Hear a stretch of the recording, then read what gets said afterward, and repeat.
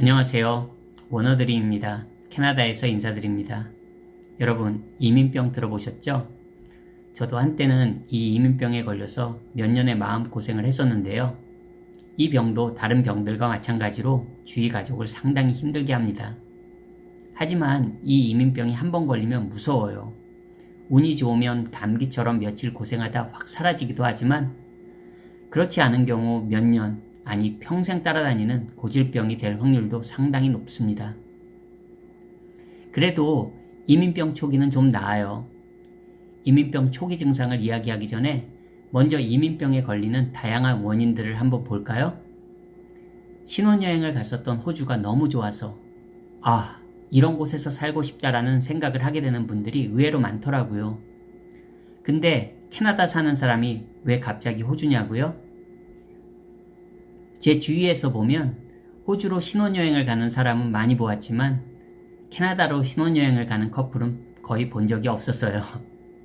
어쨌든 이렇게 해외여행을 통해서 혹은 저처럼 유학 경험을 통해서 혹은 한국의 생활에 불만족스러워서 아니면 조금 더 나은 환경에서 살아보고 싶다는 마음속 깊숙한 무언가에 이끌려서 이것도 아니라면 오랜만에 우연히 듣게 된 가까운 혹은 먼 친척, 친구, 동창, 회사 동료가 어디로 이민을 간다더라.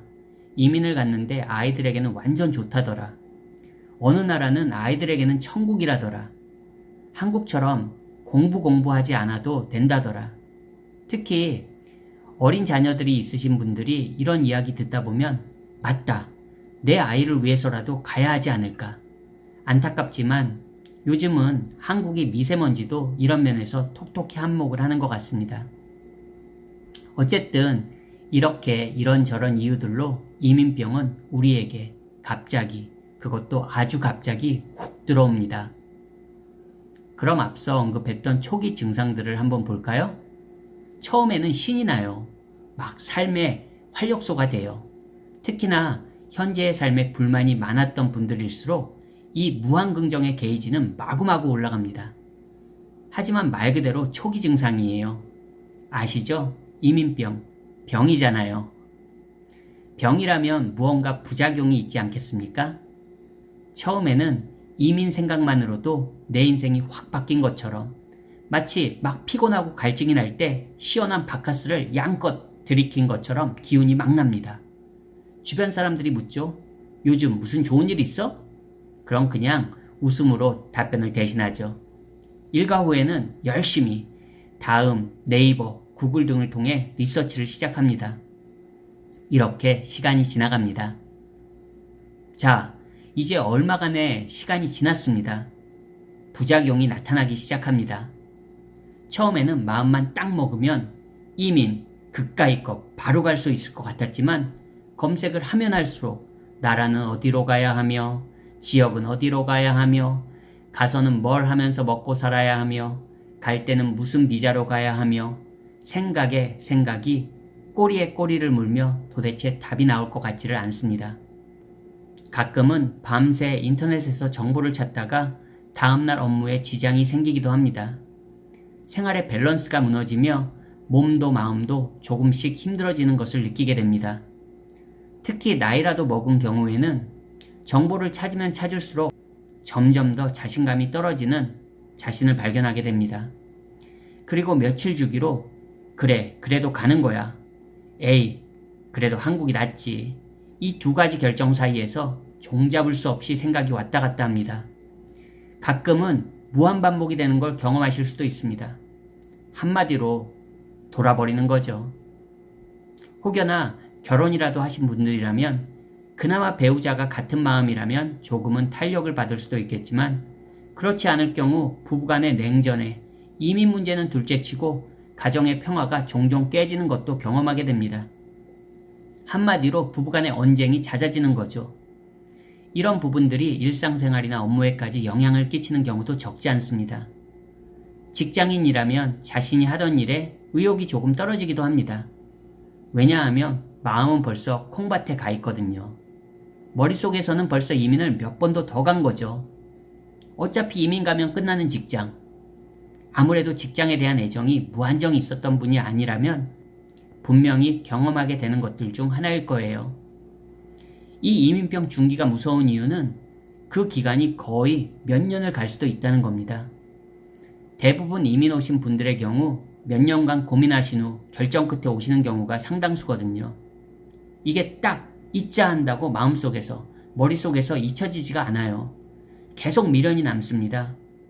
무언가 모를 불안감은 계속 존재하면서도 왠지 안 가면 무언가 소중한 것을 놓치는 것 같은 그런 마음이 끊임없이 자신을 괴롭힙니다. 밑도 끝도 없이 왠지 이민을 가면 내 인생이 바뀔 것 같은 이런 걸 희망 고문이라고 해야 할까요? 하지만 현실에서는 알아보면 알아볼수록 뾰족한 답은 없습니다. 그래도 계속 이민을 향해 직진하는 자신을 보게 됩니다. 마음이 하루에도 12번씩 바뀝니다.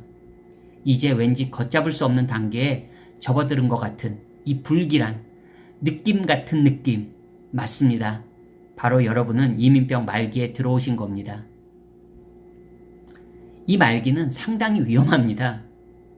약도 듣지 않는 단계예요. 이제는 주위 가족이나 심지어는 배우자의 반대도 귀에 들어오지 않습니다. 자신 또한 한국에서 이뤄놓은 많은 것들을 내려놓아야 한다는 것을 직감하지만 이제 멈출 수 없는 폭주 기관차처럼 미친 듯이 질주를 하게 됩니다. 주변에서 보면 현실성이 상당히 떨어지는데도 자신은 자신만의 신념이 맞다는 확신으로 가득 찹니다. 안 가면 평생 후회할 것 같다는 생각이 머릿속을 떠나지 않습니다. 이제는 왠지 모든 것을 다 포기해도 가야 할 것 같습니다. 그렇게 마지막 다짐을 하고 비장한 마음가짐으로 우리는 이민을 옵니다. 물론 같은 이민병을 가지고 있지만 평생 이민병 중기의 증상만을 경험하시는 분들도 많습니다.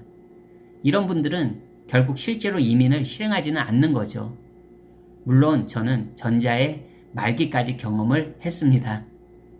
결국 가족과 함께 이렇게 이민을 왔으니까요.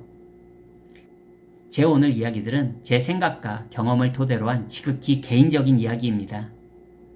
하지만 한 번쯤 이민의 열병을 알아보신 분들이라면 그래도 조금은 공감하실 거라고 생각해요. 모두가 아시는 것처럼 정답은 없습니다. 그렇게 오랜 고민 끝에 이민을 온다고 해서 모든 것이 다 이루어지는 것도 아닙니다. 이민은 또 다른 시작일 뿐인 것 같습니다. 모든 사람의 이민 생활은 다 다릅니다.